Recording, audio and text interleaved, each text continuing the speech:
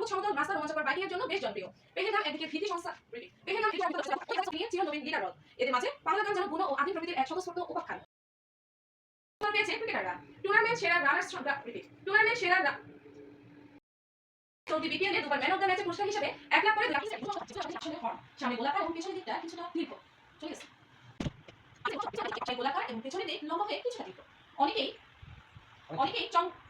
অনেকেই চঙ্গা হিসেবে চিনে নিজেকে। মাইক শটে নির্দিষ্ট কোনো অবয়ব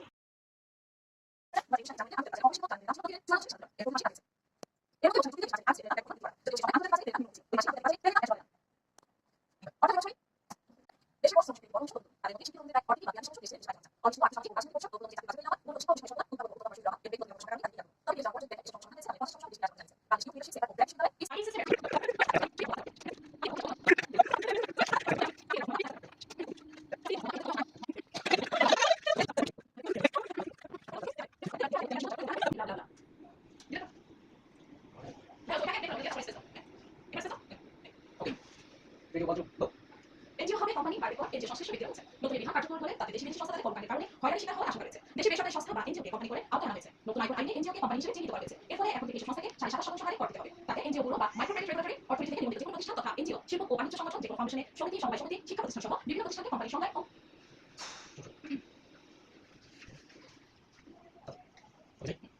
তাতে এনজিও গুলো বা মাইক্রো ক্রেডিট রেগুলেটরি অথরিটি থেকে নিয়মিত যেকোনো প্রতিষ্ঠান তথা এনজিও, শিল্প ও বাণিজ্য সংগঠন, যেকোনো ফাউন্ডেশন, সমিতি, সমবায় সমিতি, শিক্ষা প্রতিষ্ঠান সহ বিভিন্ন প্রতিষ্ঠানকে কোম্পানির সংজ্ঞায় অন্তর্ভুক্ত করা হয়েছে। এসব প্রতিষ্ঠানের ক্ষেত্রে নির্ধারিত কর্পোরেট বা কোম্পানি কর হার 27%। তবে এক্ষেত্রে সংশ্লিষ্ট কোম্পানিগুলোকে নগদ লেনদেনের ক্ষেত্রে শর্ত মানতে হবে। যদি কোনো কোম্পানি বা প্রতিষ্ঠান শর্ত না মানে সেক্ষেত্রে কর হার বেড়ে 30% দাঁড়াবে। এক্ষেত্রে জাতীয় রাজস্ব বোর্ড বা এনবিআর শর্ত হচ্ছে সব ধরনের আয় ও প্রাপ্তি এবং প্রত্যেক একক লেনদেনের ক্ষেত্রে 5 লাখ টাকা বেশি হলে তা অবশ্যই ব্যাংকের মাধ্যমে স্থানান্তর করতে হবে। এছাড়া বছরে 34 লাখ টাকা বেশি খরচ ও বিনিয়োগ অবশ্যই ব্যাংকের মাধ্যমে সম্পন্ন করতে হবে। এই শর্ত না মানলে কর হার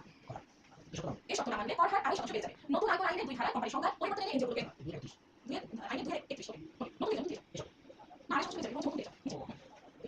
নতুন আয়কর আইনে 231 ধারায় কোম্পানির সংখ্যা পরিবর্তন এনে এনজিওগুলোকে কোম্পানি হিসেবে চিহ্নিত করা হয়েছে। তবে বেসরকারি বিশ্ববিদ্যালয়, বেসরকারি মেডিকেল কলেজ, বেসরকারি ডেন্টাল কলেজ, তথ্য প্রযুক্তি শিক্ষা প্রদানের কলেজকে 15% হারে কর দিতে হবে। আগামী 2023-24 অর্থবছরের জন্য প্রস্তাবিত বাজেট সঙ্গে দেওয়া অর্থ দিয়ে এই কর হার নির্ধারণ করে দেওয়া হয়েছে। ধারাবাহিকভাবে সব বেসরকারি সংস্থাকে কোম্পানি হিসেবে অন্তর্ভুক্ত করার সিদ্ধান্ত কোম্পানি গ্রহণযোগ্য নয়। এর ফলে দেশি বিদেশি এনজিওগুলো হয়রানির মুখে পড়তে পারে। কারণ কোম্পানি হিসেবে অন্তর্ভুক্ত করার ফলে কর কর্মকর্তাদের উপর এক ধরনের ক্ষমতা দেওয়া হয়েছে। এখন তারা প্রতিষ্ঠান ও তাদের কর্মকাণ্ড বিবেচনায় বাড়তি করে চাপ তৈরি করতে পারে। বর্তমানে বিদেশি প্রতিষ্ঠানের মূল অনুদান বা আর্থিক সহায়তা করার মতো, কিন্তু অতীতে দেখা যাচ্ছে বিদেশি সংস্থার কাছ থেকে পাওয়া অনুদানের উপরও কর করা হয়েছে, যেটা আর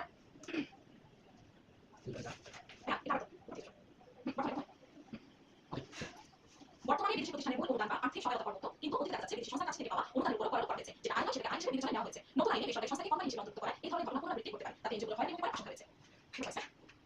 এদিকে আয়কর আইনে 73 নম্বর ধারা অনুযায়ী যেসব কোম্পানির বার্ষিক লেনদেন বা টার্ন ওভার 2 কোটি টাকা